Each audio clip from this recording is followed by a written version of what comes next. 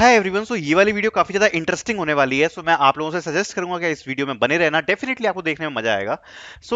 इस वीडियो में हम कुछ टॉपिक्स को के ऊपर बात करने वाले हैं और डेफिनेटली आपको समझ में आएगा हम किस बारे में बात कर रहे हैं। तो देखो, मैं यहाँ पर सबसे पहले जो मैं टॉपिक स्टार्ट करूंगा वो मैं यहाँ पे बात करूंगा बैचेस की। मैं यहाँ पर दो पार्ट्स में डिवाइड करना चाहता हूँ। एक मैं कहूंगा 2024 बैच और एक मैं कहूंगा 2023 या इससे बिफोर वाला बैच, जिसमें आपका 2022 2021 सारे बैचेस आ जाते हैं, जो भी आप कंसीडर करना चाहो। ठीक है। नाउ टॉकिंग अबाउट टुडे, तो आज हमें यहाँ पर हायरिंग देखने को मिली है from TCS, that is TCS smart hiring. Okay. And talking about this, यहाँ पर उसमें कौन कौन एलिजिबल है? 2024 एलिजिबल है और 2023 एलिजिबल है। But talking about the future perspective, यहां से चीजें बहुत ज्यादा चेंज होने वाली हैं। सो मैं चाहता हूं कि आप सभी लोग उस चीज से अवेयर हो जाओ। ठीक है, अवेयर हो जाओ, बहुत ज्यादा इंपॉर्टेंट होने वाली है। सो ध्यान से सुनते जाना जो भी मैं आपको बताने वाला हूं। देखो, यहां पर ये जो 2024 है, now the peak time is starting for 2024। ठीक है, peak time. And you can say कि 2023 या उससे पहले वाले बैचेस का ये वाला टाइम चल रहा है डाउन टाइम। ठीक है। अब जितने भी 2024 या वो वाले बैच वाले बच्चे इस वीडियो को देख रहे हैं, मैं आपसे बस एक ही रिक्वेस्ट करना चाहूंगा। फर्स्ट ऑफ ऑल, बहुत सारे बच्चे थे जिनने कंप्लेनिंग नेचर अपनाया है, बहुत सारे बच्चे थे जो कंप्लेन ही करते रहे, और क्या हुआ? अभी भी वो लोग कंप्लेन ही कर रहे हैं। ठीक है, प्लेसमेंट नहीं लग पाया। दे आर सेइंग कि आईटी में जॉब कम हो गई। ठीक है, बहुत ज्यादा रिसेशन आ गया। तो रिसेशन तो आपका थोड़ी आया है, रिसेशन जिन जो जो कंपनीज में ले ऑफ किया उन्होंने किया। ठीक है, ये बातें मतलब मैं बता रहा हूँ, ये बात सच्चाई है, मैं ये नहीं बोल रहा कि ये बातें झूठे हैं। ठीक है। तीसरी चीज क्या हुई? कंपनीज ने हायरिंग्स कम कर दी। चलो ठीक है, कम कर दी। मैं कह रहा हूं कि अगर टीसीएस पहले 50,000 बच्चों को हायर करती थी हर साल, इस साल टीसीएस ने, मैंने कहा कि 10,000 बच्चों को हायर किया, तो 5 गुने से भी हायरिंग कम हो गई। But and of the day आपको क्या चाहिए? आपको चाहिए जॉब। तो आपको क्या चीज पे फोकस रखना है कि 50,000 पिछली साल हायर किया था, इस चीज पे फोकस रखना है, या इस साल 10,000 को हायर कर रही है और हम उस 10,000 में कैसे आए, उस चीज पे आपको फोकस रखना है। सो फर्स्ट थिंग 2024 बैच वालों को बताना चाहता हूं, बाकी लोगों को भी बताना चाहता हूं, stop complaining. The first thing is stop complaining. जो है सो है, आप दुनिया को चेंज नहीं कर सकते। जो होना है सो होना है। End of the day you need to decide what you want. If you want a job, stop making the excuses, and whatever is going on, आपको उसमें compete करना ही पड़ेगा। सो देखो, बिकॉज मैं आपको एक डिफरेंशिएटिंग माइंडसेट बताता हूँ। तो कुछ स्टूडेंट से मैंने बात करी, तो वो कह रहे हैं कि मैं तो ज्यादा अच्छा ट्राई हार्ड कर ही नहीं रहा। मैंने बोला, भाई ट्राई हार्ड क्यों नहीं कर रहे? क्या रीजन है? जॉब नहीं चाहिए क्या? नहीं चाहिए, लेकिन मार्केट ही अच्छा नहीं है, तो मैं क्या कर लूंगा? भाई, जब अगर आपका एटीट्यूड ऐसा आ गया ना, तो ये ऑलरेडी आपके लिए काफी ज्यादा डिफिकल्ट हो जाएगा। ठीक है। And talking about the market, तो मैं आपको एक चीज और बताऊं। देखो, एक चीज क्लैरिफाई है, अगर अगर मैं पर्टिकुलरली अभी 2024 बैच के लिए बात करूं, एक्सेंचर है, ठीक है, टीसीएस है, हाँ भैया ठीक है, और उसके बाद अभी हमने कैप जेमिनी के लिए देखी, लेकिन वो केवल फीमेल के लिए हमने ये वाली ड्राइव देखी थी। ठीक है। बाकी डिलॉयट एनएलए हुआ। ठीक है। अगर मोटे मोटे तौर पर बात करूं, इसके अलावा भी काफी सारी जगह पे सिलेक्शन हुए हैं, बट एक्सेंचर की भी हायरिंग चल रही है, जिसमें हमें सिलेक्शंस देखने को मिलेंगे। टीसीएस की हमें एनक्यूटी देखने को मिल रही है, और कैप जेमिनी की हमें फीमेल वाली देखने को मिली, डिलॉयट एनएलए देखने को मिला।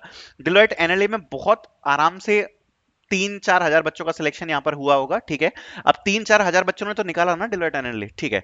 दूसरी बात हम करते हैं एक्सेंचर और टीसीएस। अब यहाँ पर भी यहाँ पर अच्छे खासे सिलेक्शन देखने को मिलेंगे। एक्सेंचर तो बड़ी हायरिंग्स कंडक्ट कराती ही है, but also I can say Accenture is little bit luck based. लेकिन यहाँ पर जो टीसीएस है, this is not luck based. TCS तो it's purely depend upon your talent, है ना। ये तो आपके पूरे टैलेंट पे बात करेगी। बाकी उसके बाद अभी हमें टेक महिंद्रा की हायरिंग देखने को मिलेगी 2024 बैच के लिए, डेफिनेटली, जो कि काफी ज्यादा बड़ी होगी, क्योंकि टेक महिंद्रा ने इस बार भी काफी बड़ी हायरिंग्स कंडक्ट कराई थी, और हमें एक कॉग्निजेंट की तरफ से भी हायरिंग देखने को मिलेगी।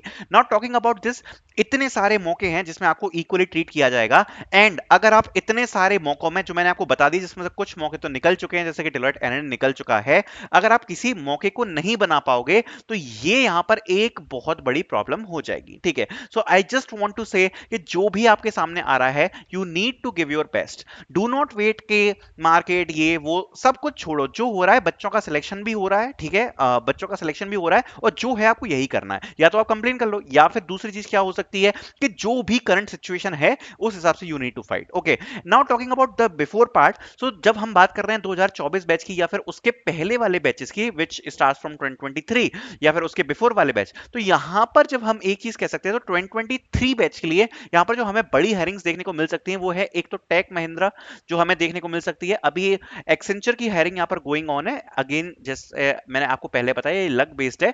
उसके अलावा यहां पर जो बड़ी हायरिंग्स हैं वो शायद अब देखने को यहां पर काफी ज्यादा कम मिलेंगी फॉर 2023 या उसके पहले वाले बैचेस। सो 2023 या उससे जो पहले वाले बैचेस हैं उसके लिए इस टाइम पे क्या करना है, देखो मैं आपको एक चीज बताना चाहता हूं, ये मैं ऑलरेडी कई बार कह चुका हूं, taking a job is the biggest fight in our life. ठीक है, job is the one of the biggest fight of our life. So आपको यहां पर करना क्या पड़ेगा, देखो अभी आप ऑलरेडी काफी ज्यादा लेट हो चुके हैं। सो मैं आपको एक चीज सजेस्ट करूंगा कि अगर आप 2023 या उससे पहले वाले बैचेस के हैं, दो तीन चीजों पर आपको ध्यान रखना है।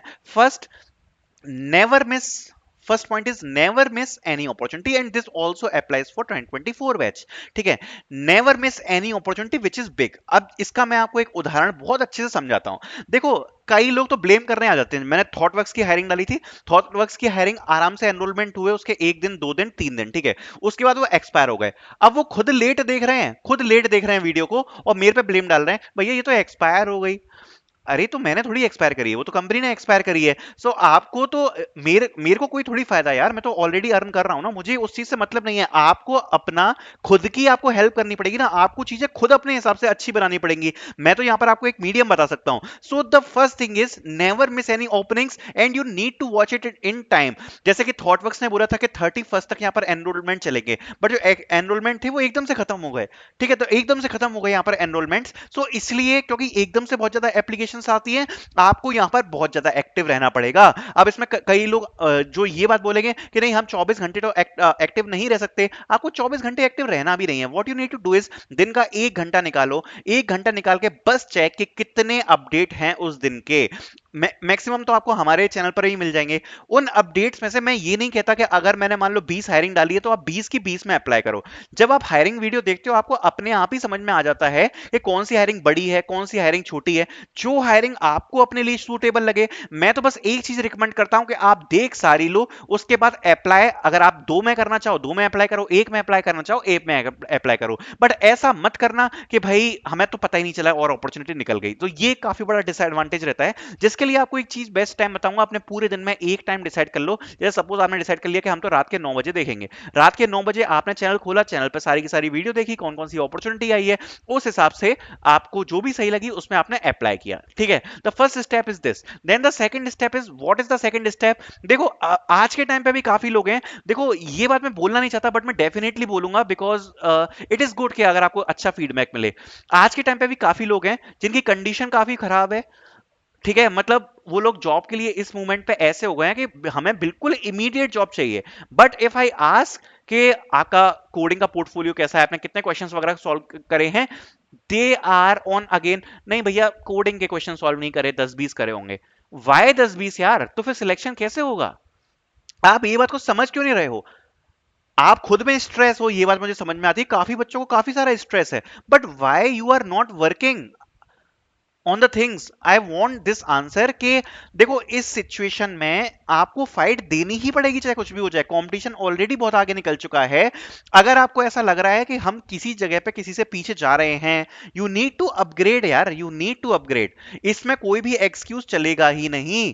देखो आज के टाइम पे अगर आपको बेसिक रिक्वायरमेंट्स की बात करूं, कोई भी इस वीडियो को देख रहा है, इतना आपको होना चाहिए। देखो एप्टीट्यूड का मुझे पता नहीं, अगर एप्टीट्यूड का आप चीटिंग वीटिंग या जुगाड़ से निकालते हो तो उसको मैं छोड़ के चल रहा हूं, और अगर आप नहीं निकालते हो आप खुद से देते हो तो एप्टीट्यूड आपको आना चाहिए। बट जो लोग जुगाड़ से निकालते थे उनका हुआ क्या, भैया टीसीएस एनक्यूटी में तो आपका इन सेंटर एग्जाम हुआ। सो जिन लोगों का जुगाड़ से काम चलता था तो वो तो टीसीएस एनक्यूटी का एप्टीट्यूड कैसे निकालेंगे, उसमें फेल हो जाएंगे। इसलिए बोलता हूं कि जुगाड़ हमेशा काम नहीं आती है, कभी कभार ठीक है, बट आपको प्रिपेयर उस चीज के लिए होना चाहिए। अगर आप बिल्कुल ही आपको नहीं पता, आप हमेशा ही उसके भरोसे बैठे हो तो आपका काम नहीं चलना पाएगा। आपको एट द एंड आपको पढ़ना पड़ेगा, आपको मेहनत करनी पड़ेगी। दूसरी बात आती है यहां पर कोडिंग क्वेश्चन की। So talking about the coding question, जैसा मैंने हमेशा कहा है 100 टू 150 क्वेश्चन हर किसी बच्चे के पास मिनिमम होने चाहिए। जिसमें मैंने आपको एक एनक्यूटी शीट मैंने आपको एक दी थी, वो तो मिनिमम आपकी करी होनी ही चाहिए। अगर आपने नहीं करी है तो गूगल पे सर्च मारो एक बार, टीसीएस एनक्यूटी कोडिंग शीट, आपको मिल जाएगी।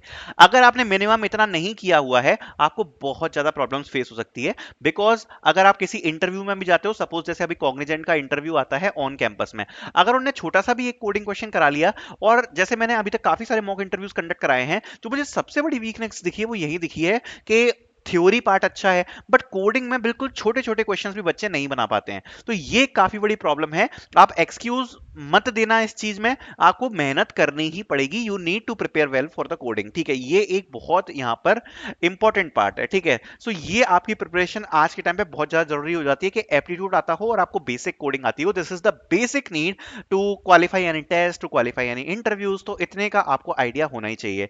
Not talking about the projects, छोटे मोटे चाहे आप डाउनलोड कर लो या कुछ भी कर लो, इतने प्रोजेक्ट्स के बारे में भी आपको पता होना चाहिए। Not talking about the hiring conditions, तो देखो अभी 2024 बैच के लिए मैं बोलना चाहूंगा कि आपका चल रहा है peak time. If you want to perform well, show your 100% at this time, ठीक है। अगर आज आप 2023 या उससे पहले वाले बैच की बात करोगे, तो यहां मैं क्लियरली कह सकता हूं कि जिन लोगों ने यहां पर डिलॉयट एनएलए में तब अच्छा परफॉर्मेंस किया था, which is a very good company, आज दे आर करंटली वर्किंग। जिनने एक्सेंचर में अच्छा परफॉर्मेंस दिया था, करंटली दे आर वर्किंग। जिनने टेक महिंद्रा में अच्छा परफॉर्मेंस दिया था, और टेक महिंद्रा में तो बहुत सारे बच्चों का यहां पर हमें सिलेक्शन देखने को मिला था। इवन टेक महिंद्रा का जो मेल था, वो यहां पर 30,000 से भी ज्यादा बच्चों को गया था। सो टेक महिंद्रा की हायरिंग तो यहां पर एक काफी बड़ी हायरिंग कंडक्ट कराई गई थी। सो दे आर करंटली वर्किंग, ठीक है।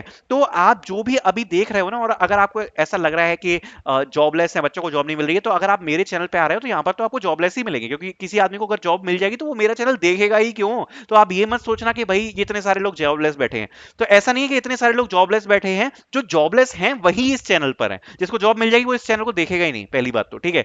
तो ये मैं आपको क्लियर करना चाहता हूं। जॉब बहुत सारे बच्चों की लगी है, ये माइंडसेट से निकाल देना कि नहीं लग रही, ये नहीं हो रहा, वो नहीं हो रहा। आपको डिसाइड करना है कि आपको चाहिए कि नहीं चाहिए। चाहिए तो अगर 10,000 बच्चे हायर हो रहे हो, 1,000 हो रहे हो, चाहे 500 हो रहे हो, आपको अपनी रैंक बनानी पड़ेगी। You need to choose what you want, ठीक है। दूसरी बात, यहां पर अभी फ्यूचर में जितनी भी अपॉर्चुनिटीज आने वाली हैं, आपको एक एक में बहुत एक चीज की आप कह सकते हो एक वार्निंग देना चाहता हूं, और वो ये रहेगी। थॉटवर्क्स की आपने हायरिंग देखी, it was a medium level hiring, ठीक है। थॉटवर्क्स की हायरिंग 23K एनरोलमेंट्स इन 3 days। जब मैंने वीडियो डाली थी, एक दिन हो चुका था हायरिंग आई हुए, केवल 1K एनरोलमेंट्स थे। इतने सारे यूट्यूब चैनल हो गए हैं, इतने सारे हायरिंग पेज हो गए हैं। जैसे ही कोई हायरिंग लाइमलाइट में आती है, उसके एप्लीकेशंस बहुत आसानी से, वो तो इनने क्लोज कर दिया एनरोलमेंट, वरना अभी तक ये 30,000 से ऊपर चले जाते। फिर जब आप सोचते हो ना कि शॉर्ट लिस्टिंग में प्रॉब्लम क्यों आ रही है, इस वजह से आ रही है। आप खुद दिमाग से सोचो, चलो ये तो एक बड़ी हायरिंग है। सपोज किसी कंपनी को 10 से 15 बच्चे हायर करने हैं, मैं आपको बता रहा हूं, अगर उन्होंने कोई ओपनिंग निकाली, बहुत इजीली वहां पे 15 से 20,000 एप्लीकेशन चली जाती हैं। अब उस 20,000 एप्लीकेशन में वो 10 से 15 में आना, शॉर्ट लिस्टिंग कहां हो पाएगी? दैट इज नॉर्मल, ठीक है। आपको क्या टारगेट करना पड़ेगा, मैं आपको क्लियरली बताता हूं। द बेस्ट पार्ट इज कि एक तो आपको अप्लाई करना पड़ेगा ज्यादा, जितना ज्यादा अप्लाई उतना ज्यादा chance.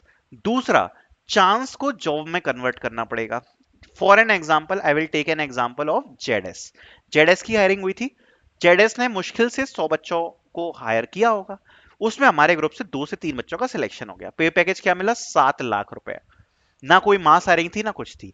They were waiting for the chance, उनको चांस मिला। मैंने एक बच्चे से पूछा, मैंने जिसका सिलेक्शन हुआ था उससे मेरी बात हुई थी, तो मैंने बोला कि यार जेडएस की तो इतनी बड़ी हायरिंग नहीं थी। मैंने ऐसे ही पूछा कि सिलेक्शन कैसे हुआ, क्या किया आपने ऐसा? तो उसने बोला जब जेडएस का टेस्ट आ गया ना, मेरे को ये था कि I was just waiting for an good opportunity, और जैसे ही मुझे टेस्ट आया, आई वॉज लाइक कि इसको तो निकालना ही है, चाहे कुछ भी हो जाए। If they are recruiting and if they are giving proper response, I will give my 200%। ये एटीट्यूड रखना पड़ेगा। ये एटीट्यूड नहीं रखोगे, बहुत जल्दी फेल हो जाओगे। बाकी आपकी मर्जी है, आपको वेट करना है, आपको बार बार अप्लाई करना है, बार बार टेस्ट देने हैं, फिर भी सिलेक्शन नहीं मिलेगा। आपको इस प्रोसेस को बार बार कंटिन्यू करना है, या फिर एक बार में आप ये सोच लो कि भाई 1 महीने आई विल ट्राई हार्ड, मेरे पे जितना हो सकेगा मैं अपना पूरा एफर्ट डालूंगा। 1 महीने जितनी दम हो सकेगी उतने दम से प्रिपरेशन करूंगा, उतने दम से अप्लाई करूंगा, एंड कोशिश करूंगा कि 1 से 2 महीने में जॉब को कन्वर्ट करूं। ये चीज करना है कि यू नीड टू गिव 200%। या फिर आप क्या कर सकते हो, या फिर आराम से ढीले ढाला आप एटीट्यूड रखो अपना, ऐसे ही चलते रहो, बार बार अप्लाई करोगे, बार बार टेस्ट करोगे, बार बार फिर आपको इंटरव्यू आएंगे, बार बार रिजेक्शन, यही चलता रहेगा। ये साइकिल नेवर एंडिंग स्टोरी बन जाएगी। और मैं ये कहना चाहूंगा काफी बच्चे हैं भी जिनकी ये नेवर एंडिंग स्टोरी चल रही है, अभी तक 500 से ज्यादा जगह अप्लाई कर चुके हैं, उनको अभी तक 50 से ज्यादा टेस्ट आ चुके हैं, तब भी कुछ नहीं हो रहा। तो वो यही चलेगा। तो आगे किस चीज पर डिपेंड है, अभी टेस्ट आया, ग्रुप पे कोडिंग क्वेश्चन भेज दिया, ऐसे काम नहीं चलता यार। मतलब मैं आपको एक बहुत फनी बात बताता हूँ, मतलब मुझे देख के हंसी तो आती है, बिकॉज जब मैं अपने टाइम पे था ना, तो मेरा एक एटीट्यूड ऐसा था कि यार मैं अमेजोन जैसी कंपनी में जा रहा हूँ, ठीक है, सपोज जैसे अगर मैं अमेजोन का टेस्ट दे रहा हूँ, एक एग्जांपल दे रहा हूँ मैं, अमेजोन का टेस्ट दे रहा हूँ, भाई 40 एलपीए का पे पैकेज ऑफर करती है, ठीक है, ये बात मुझे समझ में आ गई। कई बच्चे जिनको सॉर्टिंग करनी नहीं आ रही, वो टेलीग्राम ग्रुप पे इसका कोड भेज रहे हैं, एंड दे आर एक्सपेक्टिंग कि इसका रिजल्ट कब आएगा, इसमें सिलेक्शन होगा कि नहीं होगा। सीरियसली, अमेजोन कंपनी में आप ये सोच रहे हो कि आपको डीएसए आता ही नहीं है और हम निकाल लेंगे? यार ये ऐसी चीजें सोचना भी मैं कहूंगा पाप है। अगर आप प्रिपेयर्ड नहीं हो, भूल जाओ, टेस्ट निकाल लोगे, इंटरव्यू में क्या करोगे?